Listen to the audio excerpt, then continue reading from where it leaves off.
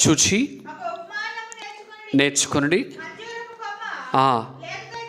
అంజూరపు కొమ్మ లేతదై చిగురించినప్పుడు ఇదే కాలం. వసంతకాలం ఎప్పుడు వస్తుంది మనకి?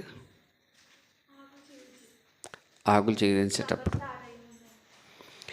ఈ వసంతకాలం అనేది ప్రారంభమవుతుంది. ఇది క్రీస్తు రాకడకు సాదృశ్యం. యేసుప్రభు రెండోసారి వస్తాడు. ఇప్పుడు క్రిస్మస్లో మనం కూడా నేర్చుకునే ఒక పాఠం ఏంటంటే, యేసుప్రభు రెండోసారి వచ్చినప్పుడు ఈ వసంతకాలమున అనేకమైనవి చిగురుస్తాయి. బైబిల్లో గ్రీష్మకాలం అనే ఒక కాలం ఉంది. ఏ కాలం? ఆకులు ఎండిపోతుంటాయి. గ్రీష్మకాలం వచ్చింది అంటాడు ప్రవక్తలు గ్రంథాలలో.